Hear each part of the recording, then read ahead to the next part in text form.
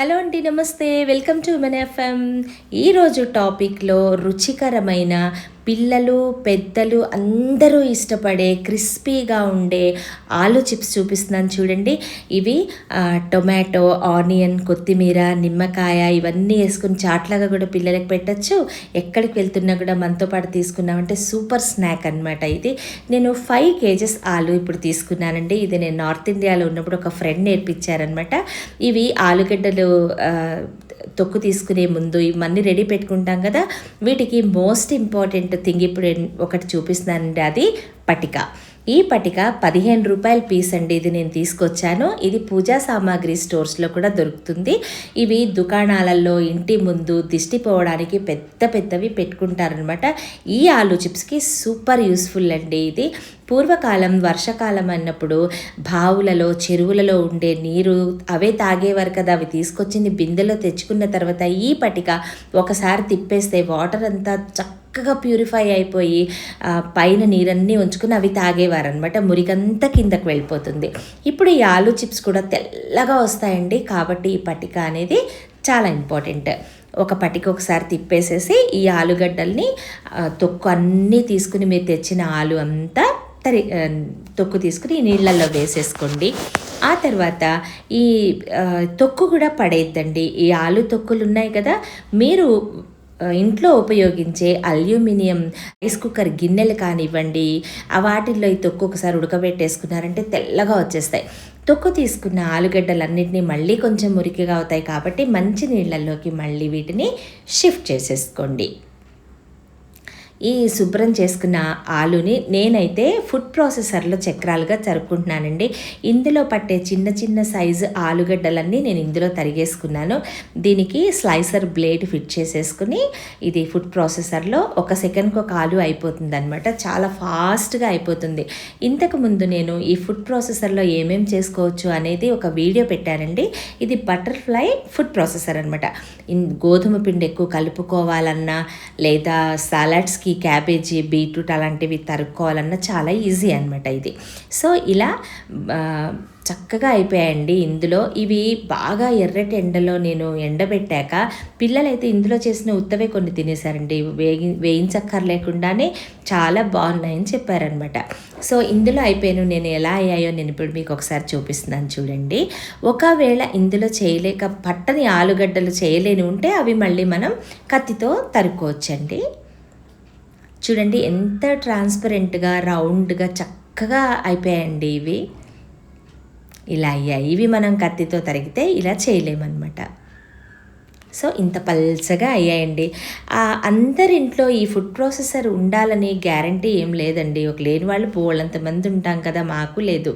ఈ మధ్య నేను తీసుకున్నాను చేతుల నొప్పులకి. కాబట్టి ఇవి చక్కగా వాటర్లో స్లైసెస్ తరిగేసుకోండి. కానీ కొంచెం లావు ఉన్నా కూడా ఇవి బాగా ఎర్రటి ఎండలో ఎండాక కొంచెం లావుగా ఉంటాయి. బట్ టేస్ట్ మాత్రం చాలా బాగుంటాయండి. ఇలా అన్నీ ఒక దాంట్లో నీళ్ళల్లోనే తరిగేసుకోవాలండి. ఆ తర్వాత ఇడ్లీ పాత్ర అంత గిన్నె మీరు పెట్టుకుని అందులో సగం వరకు నీళ్లు పోసుకుని స్టవ్ వెలిగించి ఆ నీళ్లు బాగా మరిగాక అందులో వీటికి తగినంత ఉప్పు వేసుకోవాలండి. ఇలా సగం వరకు నీళ్లు పోసేసుకోండి. ఇప్పుడు 5 కిలోల ఆలు ఓన్లీ ఈ నీళ్ళలోనే మొత్తం ఉడికిపోతాయి అన్నమాట. కొంచెంగా వేస్తూ తీసుకోవచ్చు అనమాట. వీటిల్లో నేను చాలా చిన్న స్పూన్ అండి. నేను ఇందులో 5 స్పూన్స్ ఉప్పు వేసానండి. మీరు కూడా అంత వేయండి, రుచికి సరిపడా వేసుకోండి. ఒకవేళ తక్కువ అయినా కూడా మనం వేపుకుంటాం కదండి, ఆ పైన ఉప్పు కారం పైన చల్లుకోవచ్చు. కాబట్టి నో వరీస్.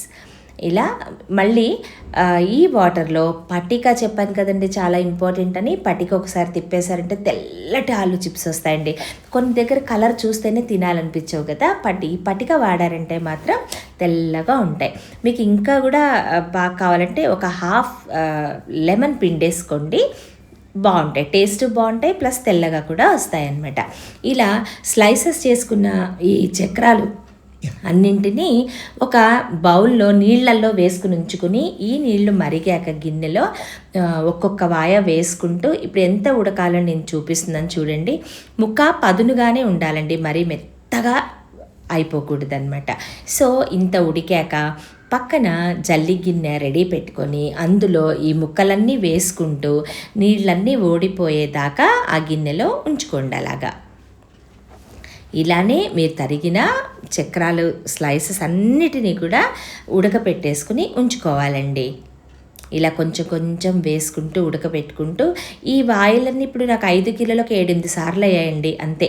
సో ఇవన్నీ అయ్యాక ఒక రూమ్లో పల్చటి తెల్లటి క్లాత్ కానీ లేదా ప్లాస్టిక్ షీట్ కానీ వేసేసుకుని ఒక్కొక్కటి పర్వాలండి. ఇదే అసలు పని. ఒకదాని మీద ఒకటి పెట్టారంటే అలానే ఉండిపోతాయి.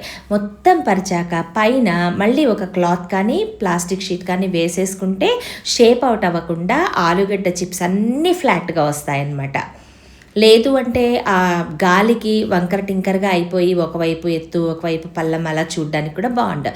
నేను ఇవన్నీ అయిపోయాక పైన ఎండలో ఇగో దొండ ఒరుగులు మీకు మొన్న చూపించాను కదా, గోరుచిక్కుడు ఒరుగులు, ఊరమిరపకాయలు, బూడిద గుమ్మడికాయ వడియాలు ఇవన్నీ పెట్టుకున్నాను. ఇవి పల్చటివి, ఇవేమో లావు అనమాట. ఎండాక ఇలా అయిపోయాయండి ఆలు చిప్స్.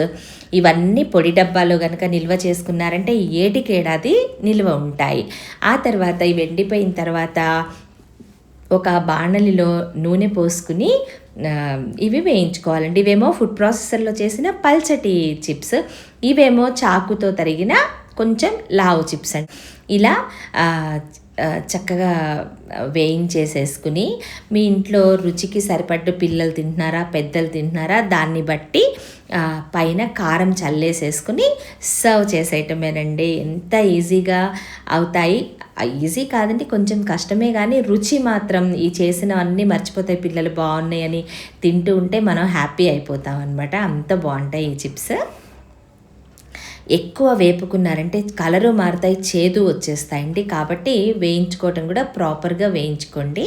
ఇలా చక్కగా ఉన్నాయండి, రుచికి క్రిస్పీగా ఉన్నాయి. పిల్లలు అయితే చాలా లైక్ చేశారు, అందుకే ఈ వీడియో చెప్తున్నాను. నాకు ఎడిటింగ్ చేయటం కానీ డబ్బింగ్ ఈ వాయిస్ ఓవర్ ఇవ్వడం కానీ నాకు అంత బాగా రాదు. ఎక్కువ మాట్లాడినా మీకు బోర్ కొట్టించిన సారీ. బట్ ప్రొసీజర్ ఇలా ఉంటుంది, టేస్ట్ మాత్రం అద్భుతంగా ఉంటుంది. ఎలా కుదిరిందో మీరు తప్పకుండా చేసి చెప్పండి. నా మనవడు మనవరాలు పెద్దవాళ్ళు మా ఇంట్లో అందరూ ఉన్నారు కదా, వాళ్ళ కోసం నేను తయారు చేసి ఈ వీడియో పెడుతున్నాను. నేను ఇంతకు ముందు చెప్పినట్టు ఈ చిప్స్ని ఒక చాట్ లాగా కూడా తయారు చేసి ఇచ్చారంటే చాలా బాగుంటాయండి. మీరు తయారు చేసి ఎలా కుదిరిందో చెప్పండి. Thanks for watching. నమస్తే. ఇంకొక మంచి టాపిక్ తోటి మళ్ళీ మీ ముందుకు వస్తాను. Thank you once again.